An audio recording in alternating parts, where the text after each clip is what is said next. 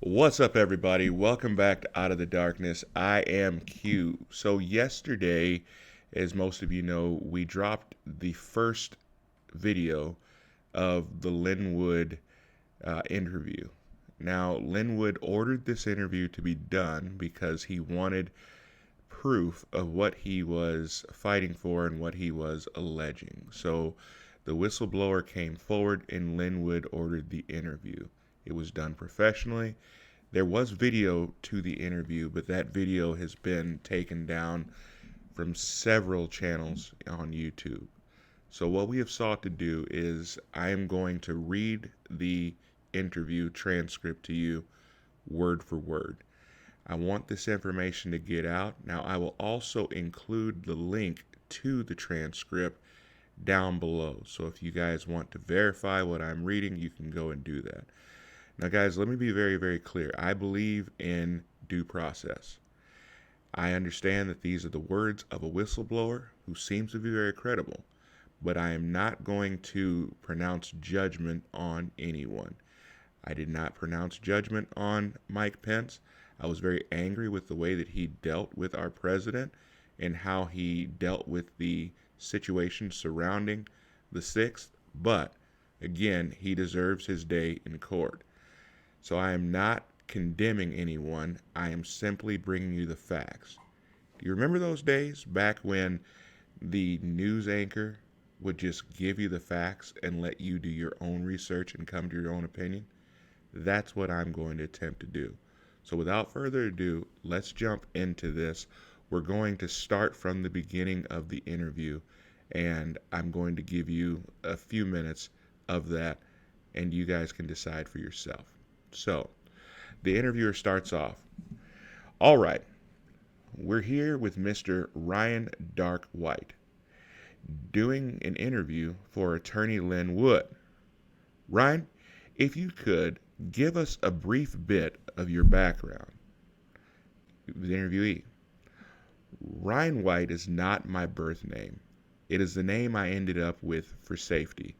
I have a background in physics, math, biology, and chemistry, graduate degrees in those, then in the military, and then as a contractor/consultant for various intelligence agencies and think tanks throughout.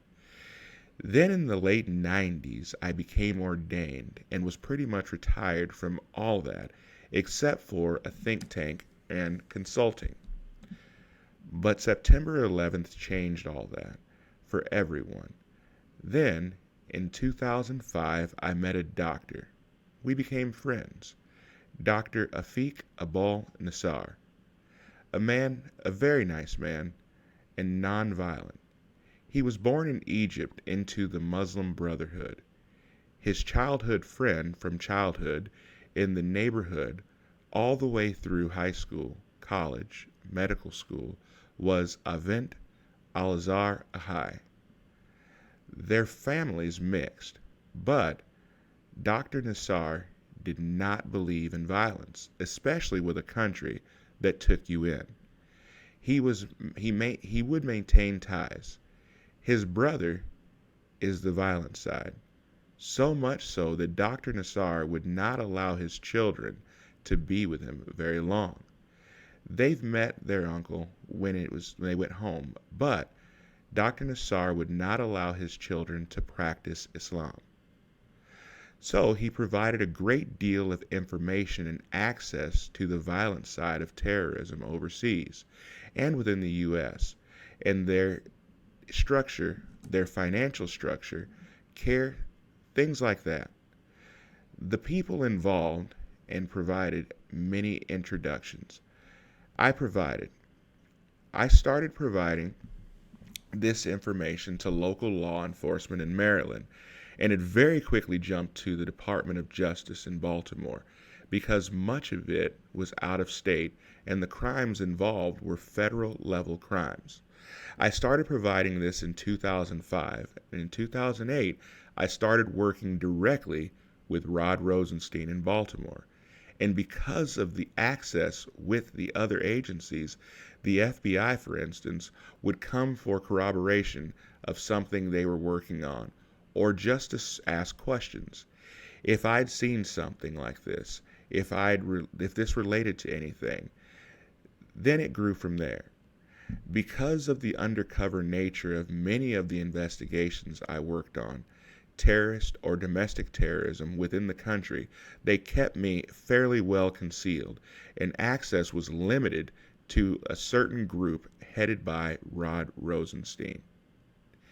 It became known as the Dirty Trick Squad in Baltimore.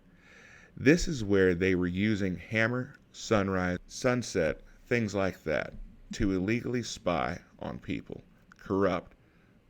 attempt to corrupt judges, compromise them, Hillary Clinton and others. I mean, it was ongoing. They concentrated on judges, but they were to concentrate on inaudible. This was done under the guise of CISP operation. It was a DOJ Sims computer operation. It was run out of Fort Washington, but had a satellite location in Baltimore, and then would illegally compromise people, illegally wiretap, break into computers, plant, reverse, change information, change emails, things of that nature.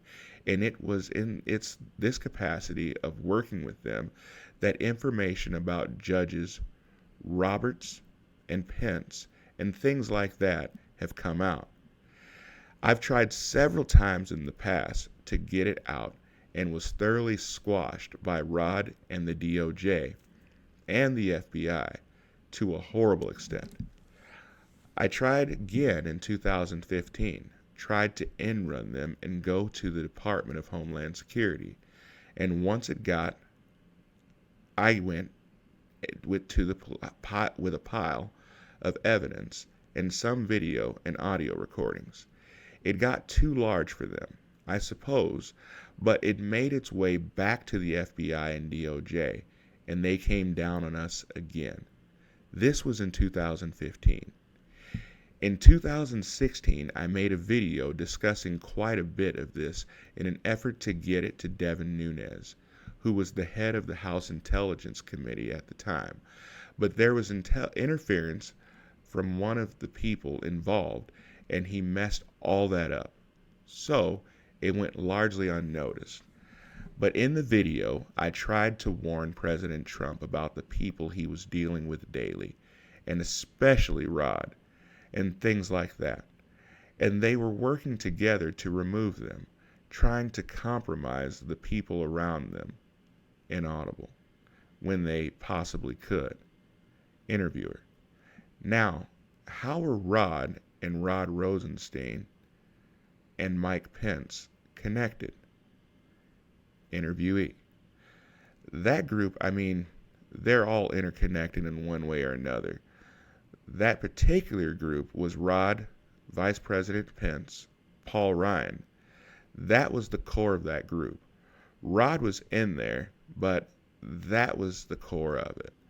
It was an attempt where Rod was the brilliant legal mind behind it to remove President Trump under the 25th Amendment. The inaudible had an operational name for it. In the beginning, run silent, run deep. But nobody really used it after a while. And it didn't make any sense because it was such a small group. But that's an old movie about somebody being passed over for a promotion, which they both felt they were. Now, Vice President Pence hated President Trump because he had taken his slot as rightful president. He felt that he did. And Paul Ryan was actually considered running as well for vice presidential slot. And Mitt Romney was also involved. But they thought President Trump was an outsider who has not paid his dues. They just didn't like him. So guys, that's as far as we're going on this video.